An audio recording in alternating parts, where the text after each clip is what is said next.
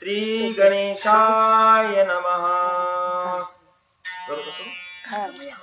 माझा बाण भेदल्या पाठी, सांगतो शिवा स्वधर्म गोष्टी, आपल्या अधर्माची रहाटी, निजात्मदृष्टी न्याहाळीसिना।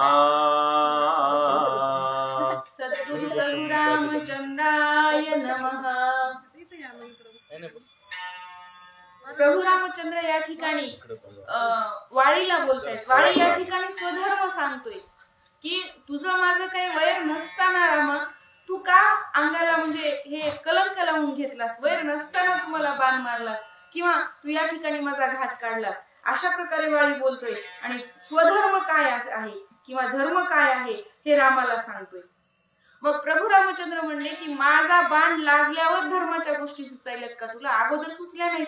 ज्यावेळेस ताराराणी समजावून सांगू लागली की बाबा रे, देव दानव राक्षस यांच्या समोर तुझी शक्ती चालली, तुझं बळ चाललं, तुझं बुद्धी चातुर्य चाललं, परंतु प्रभू रामचंद्रांच्या समोर तुझं काहीही चालणार नाही। त्यावेळेस काय म्हणला, कालच्या निरूपणामध्ये आपण ऐकलं, काय म्हणू लागला वाळी की राम असो दे नाहीतर काही असू दे, भ्याडपणाच्या गोष्टी मला शिकवू नको। रणांगणावरती मी जाईन, युद्ध करीन, मग त्या युद्धामध्ये मरेल किंवा वाचेल, रामाशी युद्ध करेल, माझं रामाचं काही वैर नाही, त्याच्यामुळे मी त्याच्यासोबत युद्धच करणार नाही, सुग्रीवासोबत करणार आहे। मग रामाला आता धर्म शिकवण्या, ते कालचं तर असं तुझं बोलणं होतं, ताराराणी सोबत असं बोलू लागलास, मग आज मला धर्म शिकवतोयस। स्वधर्म काय आहे, स्वतः अधर्मानं वागलास आणि स्वधर्माची व्याख्या मला शिकवतोयस, असं प्रभू रामचंद्र वाळीला बोलतात। कन्या भगिनी भातृपत्नी, कन्ये समान या तिन्ही, ते बंधू भार्यात्वा हिरोनी, अनुदिनी भोगिसी। स्वतःची मुलगी, स्वतःची बहीण ज्याप्रमाणे आपण वागवतो त्याचप्रमाणे भावाची बायको, सून आणि मोठ्या भावाची बायको हिला आई म्हटलं पाहिजे। हे शास्त्र आहे, हे धर्म आहे। मग हा धर्म तू का विसरलास, तू अधर्मानं वागलास, सुग्रीवाची बायको पळून नेलास आणि तिच्यासोबत मात्र तू बायको सारखं राहिलास, म्हणजे अशा प्रकारचा अधर्म, एक आपल्या मुलीसोबत ज्या पद्धतीनं वागायला पाहिजे त्या पद्धतीनं वागला नाहीस, हा अधर्म केलास आणि मला काय माझा धर्म आहे हे शिकवतोयस, अशा प्रकारे वाळीला प्रभू रामचंद्र बोलतात। तारे सारखी पतिव्रता, तुझ असता सुंदर कांता, का बंधू भार्या अधर्मता, तू का भोगिता झालासी। दुसऱ्याला शहाणपणाच्या गोष्टी फार शिकवता येतात, पण कधी वाळीनं बी कधी शहाणपणाच्या गोष्टी किंवा धर्म कधी सांगायला, बाण लागून भूमीवरती पडल्यानंतर सांगतोय। अगोदर धर्म कळाला का, भावाची बायको पत्नी बनवली तेव्हा धर्म कळाला का, तेव्हा कुठे गेला होता याचा धर्म। आणि मग या ठिकाणी प्रभू रामचंद्र म्हणतायत की तारेसारखी पतिव्रता असताना, सुंदर बायको असताना तू अशा प्रकारचा अधर्मानं भावाच्या बायकोसोबत किंवा भावासोबत वागलास, तेव्हा तुला हे समजलं नाही का, अशा प्रकारे प्रभू रामचंद्र या ठिकाणी सांगतात। आपली नाठवे अधर्मता, अधर्म ठेविसी माझे माथा, अधर्माची संसर्गता, भासे अशुद्धता शुद्धत्वी।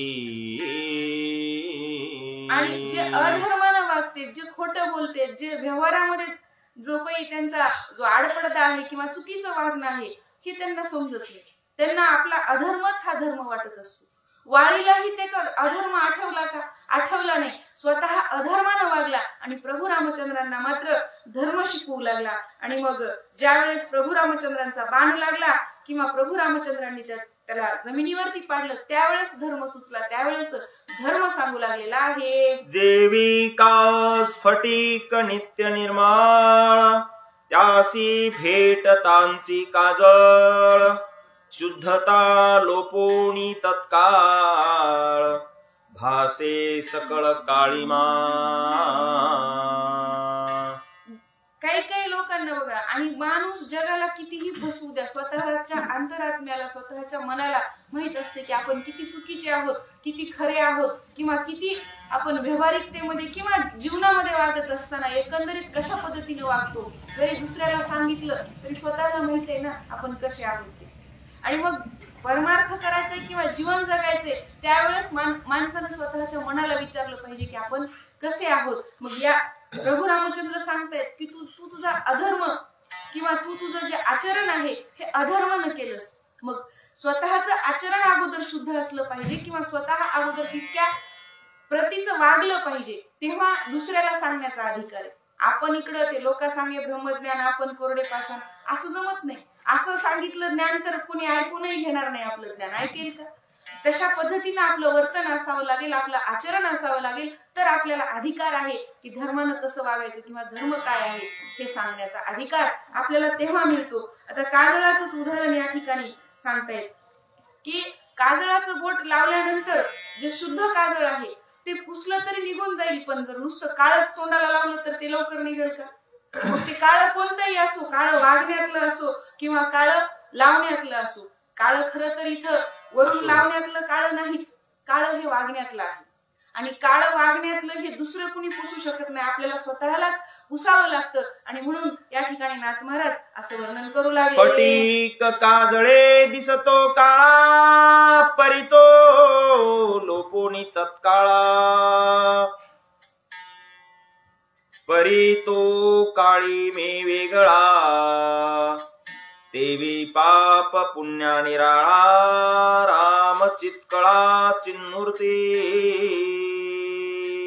देव कसा आहे? देव सगळ्यातून वेगळा आहे. कर्म अकर्म किंवा काहीही जरी असलं तर देवाला कशाचाही स्पर्श नाही. कारण देव जो कर्म करत आहे किंवा जो काही कार्य करणार आहे देव ते स्वतःसाठी करणार आहे का? किंवा त्या कार्यामध्ये लिप्त होऊन करणार आहे का? नाही. कारण जेव्हा देवानं कोणतंही काम केलंय ते सर्व जनासाठी केलंय किंवा त्यातून वेगळा झालेला आहे देव. देवाला कोणत्याही कार्याचा लिप्तपणा लाभू शकत नाही किंवा शिवू शकत नाही. अशा प्रकारची प्रभू रामचंद्राची मूर्ती आहे असं सांगतात. नभी निळीमा नाही अळुमाळ, निळे डोळ्याचे निज बुबुळ. तेने नभ देखती सुनीळ, डोळ्यांचे मळ नभी दिसती. जशा पद्धतीचा आपण चष्मा घालू तसं दिसणार आहे. आपण जर चष्मा काळा घातला तर बाहेरचं सगळं काळच दिसणार आहे, हिरवा घातला तर हिरवाच दिसणार आहे. म्हणजे आपलं बुबुळ ज्या पद्धतीनं पाहिल त्या पद्धतीचं आपल्याला दिसणार आहे. या ठिकाणी नाथ महाराज म्हणतात की आकाशामध्ये निळं नाही, तुमच्या बुबुळामध्ये निळं आहे, म्हणून तुम्हाला काय आकाश निळं दिसतंय. म्हणजेच आपण जिथं जिथं देवाला पाहू किंवा जिथं जिथं सत्वृत्ती पाहू, चांगलं पाहू, चांगलंच दिसणार आहे. पण जर आपण वाईट पाहण्याचा किंवा वाईट पाहू लागलो, वाईट विचारानं त्या गोष्टीकडे पाहू लागलो तर ती गोष्ट ही कशी वाईटच दिसणार आहे. अशा प्रकारचं वर्णन करतात. देवी मी राम नित्य शुद्धात्मा, तू माझ मनसी अधर्म कर्मा. तुझे छेदावया पाप भ्रमा, अगाध महिमा बाणाचा. समोरचं काय आहे ते एकच आहे, त्याच्यामध्ये बदल नाही. बदल आपल्या पाहण्यातला आहे, आपल्या विचारातला आहे. प्रभू रामचंद्र म्हणतात मी काय आहे? ब्रह्म आहे, शुद्धात्मा आहे. मला कुठल्याही कर्माचं बंधन नाही. कर्मानुबंधिनी मनुष्य लोके. कुठल्याही कर्मामध्ये ब्रह्म बांधलेला नाही किंवा बंदिस्त नाही. अशा प्रकारचा प्रभू रामचंद्र आहे. आणि मग तुझं पाप जे आहे किंवा तुझं जे वागणं आहे हे बदलावं, हे तुझ्या पद्धतीसारखं वागू नये, दुसऱ्यांनी इतरांनी पाहू नये, बोध घेऊ नये अशा प्रकारचा. आणि ही पाप वृत्ती नष्ट करण्यासाठी माझ्या बाणानं तुझा घात केलेला आहे. तुझे अंगी पाप सदोष, तुझला मी केवी भेटे न सन्मुख. छेदावया तुझे महादोष, बाण अतर्क्य बिंधिला. आणि वाळीला म्हणतायत तुझ्या अंगामधले जे पाप आहेत, तुझ्यामधले जे दोष आहेत हे नष्ट करण्यासाठी मी बाण मारलेला आहे. हा जो बाण आहे तो बाण तुझे सर्व दोष निघून जावेत, तुझ्यामधली वाईट वृत्ती निघून जावी म्हणून बाण मी तुला मारलेला आहे. मला कुठल्याही प्रकारचा दोष किंवा कुठल्याही प्रकारचे गुण मला लागू होत नाही. धर्म अधर्म हे तुमच्यासाठी आहे. धर्मानं वागणं हे या जीवासाठी आहे, ब्रह्मासाठी नाही. ब्रह्म नित्यपणे कसा आहे, धर्मानच वागणार आहे, म्हणून ब्रह्माला याचा सदोष किंवा गुण लागत नाहीत. अशा प्रकारचं प्रभू रामचंद्र या ठिकाणी सांगतात. मी विश्वात्मा विश्वतोमुख साधू संता नित्य सन्मुख तू पापात्मा नित्य विमुख बाणे निर्दोष केले तुझ. मी या विश्वाचा आत्मा आहे, विश्वात्मा आहे. मी साधू संतांच्या समोर आहे. साधू संतांना मी कळतो. का कळतो? कारण त्यांच्या कंठामध्ये अखंडपणे रामनाम आहे, म्हणून देव कळतो. आणि देव कुणाला कळलाय? संतांनाच कळलाय. पापी लोकांना देव कळलाय का?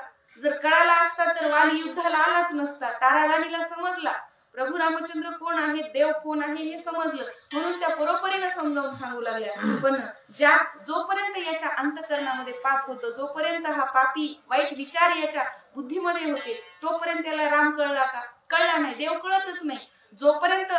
आणि काही काही लोकांचं कसं असतंय बघा, देवाचं नाव पापी लोकांच्या तोंडामध्ये देवाचं नावच येत नाही. जसं कोरोना काळामध्ये आपण मास्क वापरलं, मास्क बाहेरून होतं, पण या पापी लोकांच्या तोंडाला आतूनच देवानं मास्क लावले, तोंडात नावच येत नाही देवाचं. मग अशा पापी लोकांच्या तोंडामध्ये नाव येत नाही किंवा धर्म त्यांना काय आहे हे समजत नाही. अशा प्रकारचं वर्णन या ठिकाणी नाथ महाराज करतात. बाण बिंधोनी अतर्क्यता तुझी छेदोनी पापात्मता कृपेने भेटलो मी आता तुझ तत्वता तारावया. बाण तुला लागलेला आहे, पण बाण देवाचा लागल्यानंतर काय होत असतो? उद्धार होत असतो. देवाचा बाण लागल्यानंतर इथून मागच्या सर्व राक्षसांचा आपण ज्यावेळेस देवाचा बाण लागला त्यावेळेस त्यांना वेदना झाल्या का? कोणत्याही राक्षसाला वेदना झाल्या नाहीत. आणि आपण जर एकमेकाला मारलं तर वेदना होतात, पण देवानं मारल्यावर वेदना न होता उद्धार होतो किंवा सुख पावतो. त्याच्या अंतःकरणामध्ये जे काही वाईट विचार असतील, अशुद्ध रक्त असेल, ते सर्व निघून जातं आणि त्या ठिकाणी शुद्ध आत्मा होतो, शुद्ध अंतःकरण होतं. आणि म्हणून देवानं मारलेल्या बाणाचा त्रास होत नाही. अशा प्रकारे प्रभू रामचंद्र बोलतात. तुझ मारावया हेची कारण माझ्या सुग्रीवाचा बंधू पूर्ण तुझा चुकवावया नरक दारुण पाप निर्दळन बाणे केले. आणि देव सांगतायत, अरे तुझी योग्यता इतकी नाही की मी तुझा उद्धार करावा, पण तू कोण आहेस? माझ्या भक्ताचा, माझ्या प्राणप्रिय असणाऱ्या सुग्रीवाचा बंधू आहेस, म्हणून तुला इतकं महत् भाग्य भेटले की तुझा उद्धार माझ्या हाताने होतोय. अशा प्रकारे प्रभू रामचंद्र बोलतात. शरणागताचा निज बंधू त्यासी झाल्या नरक बाधू हा मज नसा हे शब्दू बाणी अति शुद्ध केलासे. आणि देवाचा शरणागत कोण आहे? सुग्रीव आहे. शरणागताचा उद्धार करण्याचं काम किंवा शरणागताच्या केसालाही धक्का न लागू देण्याचं काम तो ईश्वर करत असतो, तो परमात्मा करत असतो. देव म्हणतायत की माझ्या भक्ताचा निजबंधू आहेस, सख्खा भाऊ आहेस, आणि तुला नरक यातना भोगाव्या लागल्या असं जगानं म्हणू नये.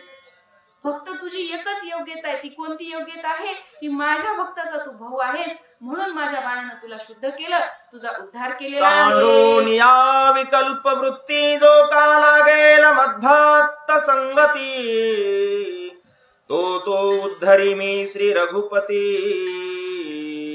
वाळी निश्चिंती तू जाण. संशय मनामधला सोडून दे. वाळीला सांगतायत की आता अंत समय आलेला आहे, आता तरी मनातला संशय सोडून दे आणि जो माझा सद्भक्त आहे किंवा मला जो शरण येतो त्याला हा रघुनाथ, हा प्रभू रामचंद्र काय करत असतो? त्याचा उद्धार करत असतो. जो मज होय अनन्य शरण त्याचे मी निवाळीन जन्म मरण.